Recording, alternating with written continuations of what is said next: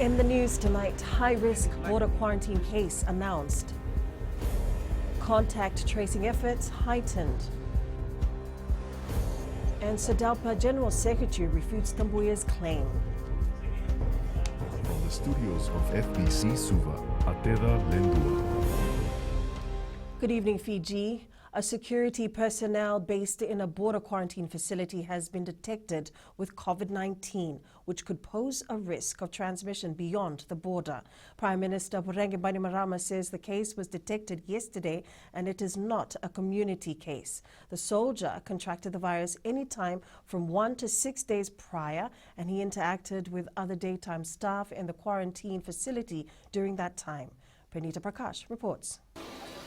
Prime Minister Vorenge Bainimarama says the officer has already received his first dose of COVID-19 vaccine, which means there is less chance of severe infection. And it is likely his risk of transmission was lower. But that does not mean we can afford to take any chances, particularly given the rise of new and more contagious variants of COVID-19 around the world. If he had not received that first dose, the risk to him and others would have been much higher. The Prime Minister says they are responding to this case with the same extreme precaution they employed from the start of the pandemic. Last night, we began entering into quarantine staff who were working in the facility during the potential window for transmission, and also members of their households.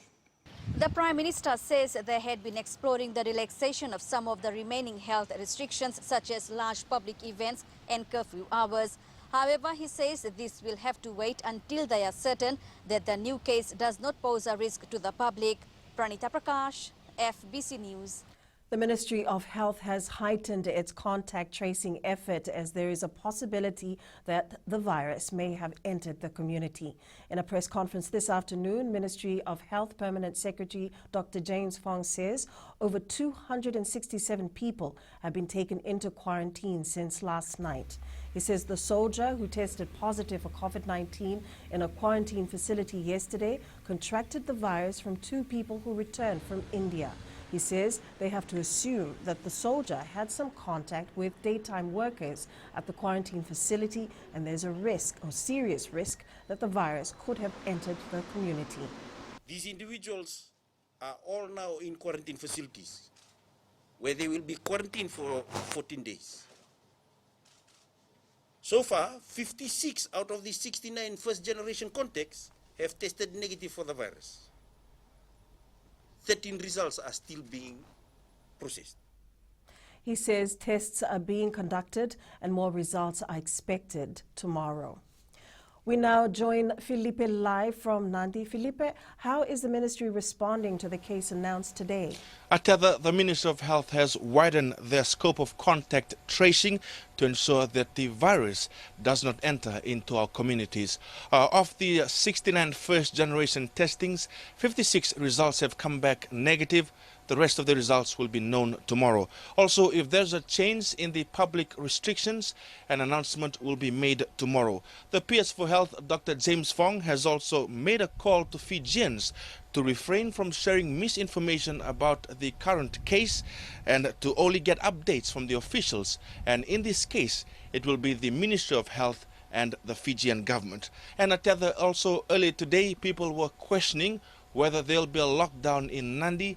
Dr. Fong was also responding to this through the press conference, and he has stated that he wanted to understand the size of the risk before going into any talks of lockdown. Naka Felipe.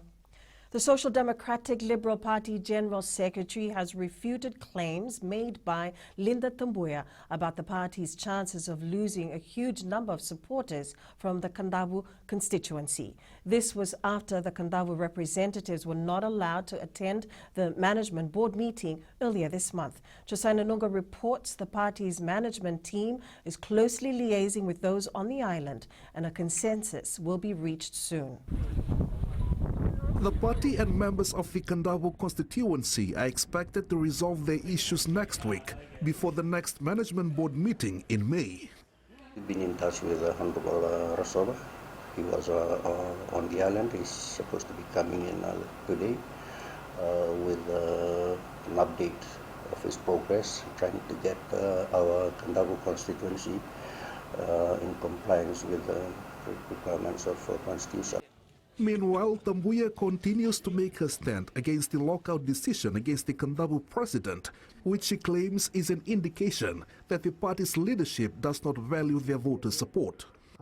Once we decide to pull out, we will pull out. So I think SADELPA needs to take this threat of pulling out very seriously, and it should be doing its best to be rectifying what it hasn't done.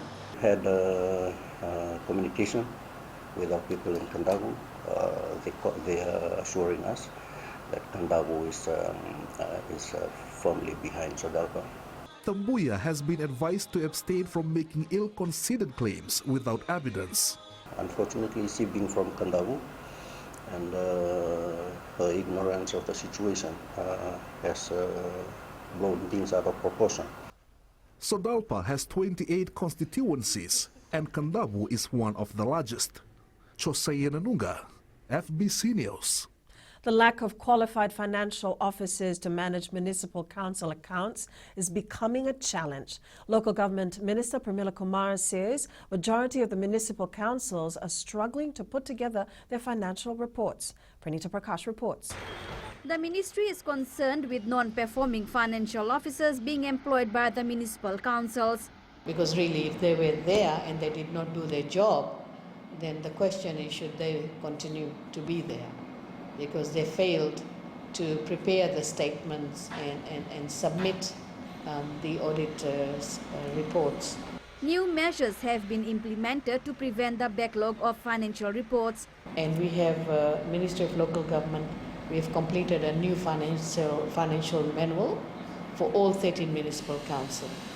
And we are working with the municipal councils in providing the training that they need.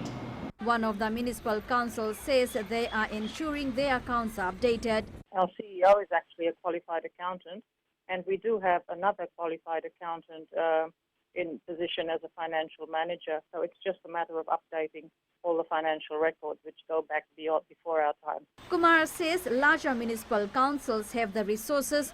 However, they are not putting in enough effort to get their accounts audited. Pranita Prakash, FBC News.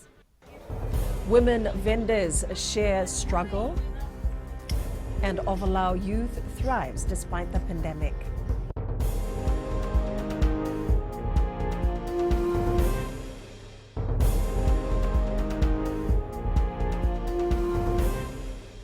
There is an increasing number of elderly women at the Nosori market who are using their traditional fishing practices and skills to earn a living. Some of them are out at sea before sunrise to collect freshwater mussels, while others during dusk to catch prawns, crabs and mud lobsters. Kelly Vadala reports. The struggle of catching these freshwater species normally go unnoticed, but for these women, it's their daily bread and butter. I have been selling mud lobsters here for 7 years. It's been a good business for my family and I. It helps with expenses at home. The boys in the village and I sometimes work together to catch these. 60-year-old Meriani Lilieta has been selling prawns at the market since she was 19. I use flour as my bait to catch these prawns. I go out in the evenings most of the time. It keeps me active and helps to put food on my table. I'm also able to do higher purchase just by selling here. Majority of these women are from Rewa and Tailevu areas. They've become breadwinners over the years and have been vendors all their lives. 58-year-old Kinisi Meratong Nivalu, who collects freshwater mussels, has been selling for over 2 decades. I am here around 5 a.m. It's not easy diving for these mussels. It's risky sometimes for someone like me because I am old, but I am still willing to provide for my family. Majority of the vendors at the Nosori market are women, and marketing in the informal sector has been a hobby for many of them. Kelly Vadala, FBC News.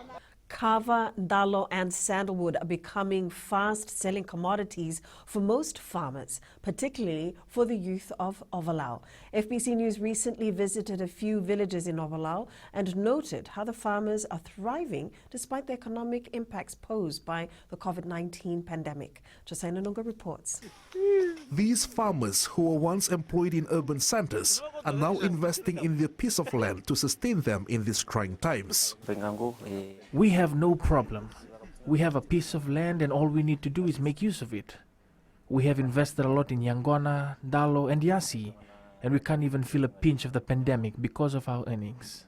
Youth for Communities here in Levuka continue doing justice to the Socialovaki initiative aimed at consolidating the relationship between the Lotu, Vanua and relevant stakeholders. Unemployed female youth have also invested their time learning art and craft skills for commercial purposes. Yeah, we do have plans for the passing of the skills of weaving mats. So what we do is that every time we weave our mats, we get to invite the young ones if they could come and just watch over us. So that's how they learn from us. A good number of these youth have returned to the village amidst the impact of the COVID-19 pandemic last year. Josai Nanunga, FBC News. The Queen and members of the royal family have said their final farewell to Prince Philip. Queen Elizabeth sitting alone during the moving funeral of her husband of 73 years. Here's more.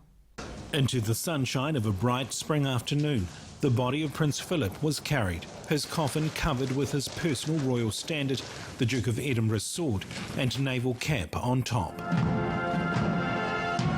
Then the first public glimpse of his widow, and for the first time it was the Queen that followed her husband.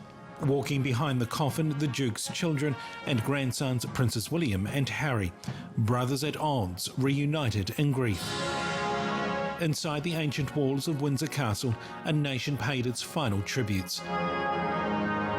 730 members of Britain's armed forces out on parade, including 4 Commonwealth Defence advisors with whom the Duke had a personal connection.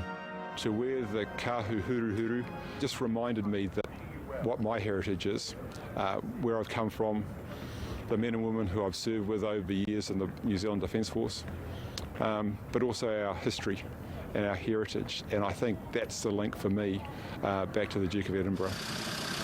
At the steps of St George's Chapel, a minute's silence was observed. Inside the chapel, through much of the service, the Queen sat head bowed. It was wartime when the Queen and the Duke fell in love. The young Lieutenant Philip Mountbatten married Princess Elizabeth in 1947 and spent many of their happiest moments in their 73 years together. We remember before thee this day Philip, Duke of Edinburgh, rendering thanks unto thee for his resolute faith and loyalty, for his high sense of duty and integrity, for his life of service to the nation and Commonwealth. The cruel separation and loneliness suffered by so many in this pandemic, now endured by the world's most famous woman as she said goodbye to her husband. A photograph represents more than just pictures, but a mode of telling a story in a most effective way. Tonight we feature the success story of Kian Sang Twin, a Google-registered 360-degree photographer who uses his skills to promote the beauty of Fiji to the world. Kelly Vavala reports.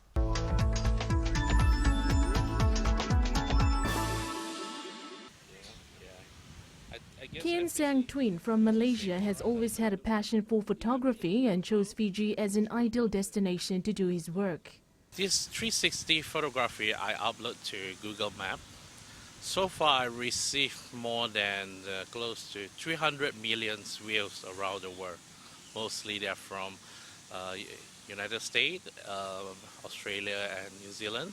Working at one of the top tech firms in the world has its challenges, but for Kian Twin it's about being original. You need to take at least 50, I would say, high resolution, clear picture. You need to upload to Google, and they will see from that and to approve you to actually become a Google authorized street view photographer. His work is viewed by millions of people across the globe, and this helps promote Fiji's tourism industry at its best. So people like to search before they travel. So they Google it, and from Google Maps they can see my 360-degree photography. So they can take a look around Fiji before they actually travel it. Ken Sang has always inspired many with his work. People like to see Fiji. If they can travel, they will come here. When the border open, I will see there's a bunch of them, they will come here. A 360-degree photo is a controllable panoramic image that surrounds the original point from which the shot was taken. It can help a website generate a lot of interest, make good sales and boost engagement. Kelly Vadala, FBC News.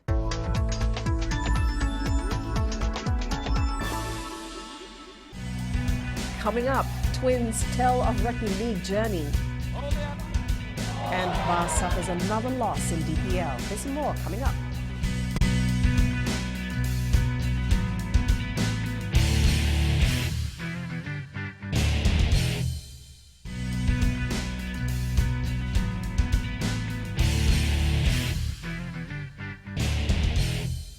The Nasinu secondary school Panthers win yesterday over Ratu Kandabulevu Eels in the Fiji Secondary Schools Rugby League Under-19 final. Was quite special for the Ngonobinaka twins, Josefa and Naimbuka. The 12-8 win over RKS is a fitting farewell for the Nakorobatu Waima Naitasiri brothers, who have been trying to get their hands on the trophy since under-15. Talima Terukula with the story. Josefa, who was later named the best player in the final, says winning the title with his brother by his side is priceless. My brother challenges me a lot. Seeing him run next to me on the field, he gave me that extra push to play on and not to be intimidated. It was quite an emotional moment for Josefa's brother Naimbuka when asked about their school's rugby league journey together. Been playing since under-15 for RKS, and that time they didn't allow us to play together. It was a pain I had to deal with because I didn't have my twin brother run next to me on the field. We lost in the final that year. We moved to RSMS in 2019. Again we lost, but today I'm so thankful that I get to play alongside my brother. He was named the best player, and to me that's an achievement for the both of us because it was as if I was being named the best player of the final.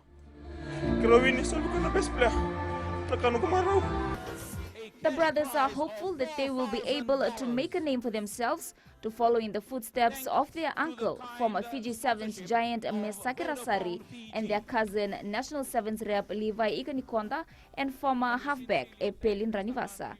Talima Terkula, FBC Sports. Suva rugby fly half Enele Malele starred for the capital side yesterday as they edged Rewa in a thrilling 24-17 win at the Burmasanga grounds. The 31-year-old hopes his performance in the Skipper Cup so far will be good enough to catch the attention of the national draw selectors. Talema Terukula reports. The crafty fly half has laid out his plans towards achieving his dream. The news have been come on next year, but we'll focus on the Super this year. We'll focus on retaining the Skipper Cup for the 4th year this year. While his immediate focus is on the Skipper Cup competition, he is also setting his sight on the possibility of donning the Ndrua jumper once again. Ndrua will come on, and we'll just focus with the Super team. Meanwhile, Suva coach Sakaraya Lambalamba says veterans like Malele will play a crucial role in the next match against Nandi. We'll give our best to build on our points so that we can be top again on the points table. Defending Skipper Cup champs will rest the next week before taking on the Jet Setters on May 1st at the ANZ Stadium. Talima Terkula, FBC Sports. Level Secondary School in Taveuni is fielding its biggest team yet to the 2021 Coke Games in Suva. The team from Lobuniwonu is looking forward to a good experience and some exposure. Eleanor Tarayaview has more. Level Secondary School is sending 28 athletes to the prestigious secondary school athletics competition, the Coke Games, this year. As far as I know, this will be the biggest number for 2021. Usually we always take 5 every year. Budelevu was recently crowned champions of the Tavioni Rugby Athletic Zone, the first in the school's history. We are taking some of our students for experience, some are going for the first time. We are going for exposure. The team is confident of a good outing, with several athletes taking part for the second time now. It will be tough, but I'll just do my best. Just try to represent the school. The 28-member team will take part in 8 field and track events. Eleanor Turangaibiu, FBC Sports. Bar football suffered yet another loss in the Digicel Premier League today. The men in black went down to Rewa 0-2 at Churchill Park in Otoka. Talema Terekula has more. Fouls continue to be a problem for the Kamal Swami coached side. We shouldn't have given them any fouls in the defensive third because they're a good team in set pieces. We have seen them last season and they are still rated as one of the best teams in the country. A change in attitude is needed. We can do even better if we get our acts right and the attitude towards winning is correct, then we can surely win games. Rewa stuck to the game plan and reaped the rewards. We knew coming here by the top team and they will play and counter us in every opportunity they get. But we stuck to the game plan. The boys did very well managing the hit, managing the counter attack.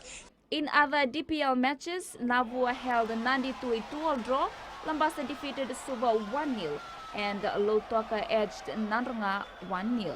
Talema Terukula, FBC Sports. Chiefs launched a spirited comeback, beating the Crusaders 26-25 in round 8 of the Super Rugby Aotearoa.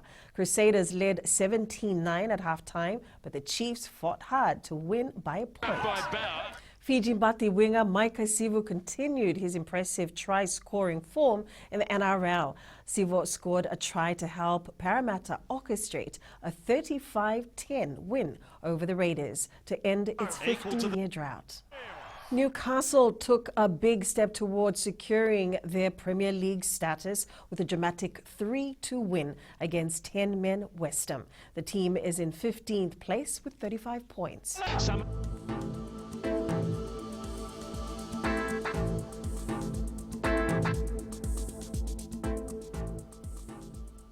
Fine weather prevailed over most parts of the country today, with cloud cover drifting in towards the afternoon. In the west, it was a good sunny day. Eastwards from Pacific Harbour to Suva, mostly fine conditions in the morning, and it became more cloudy in the afternoon. Up north, similar conditions were experienced.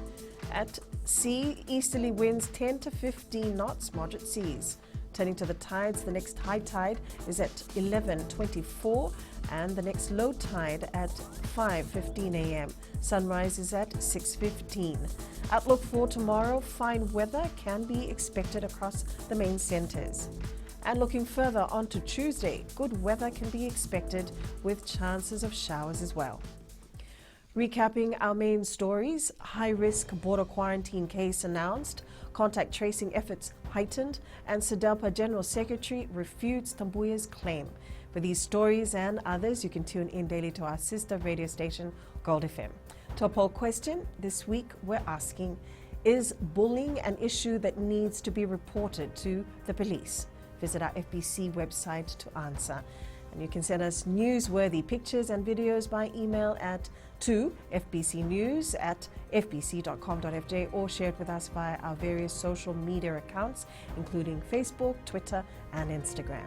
And you can also download our FBC app to keep updated with the very latest in news and sports and listen to our 6 radio stations live. That's your news for tonight. Good night.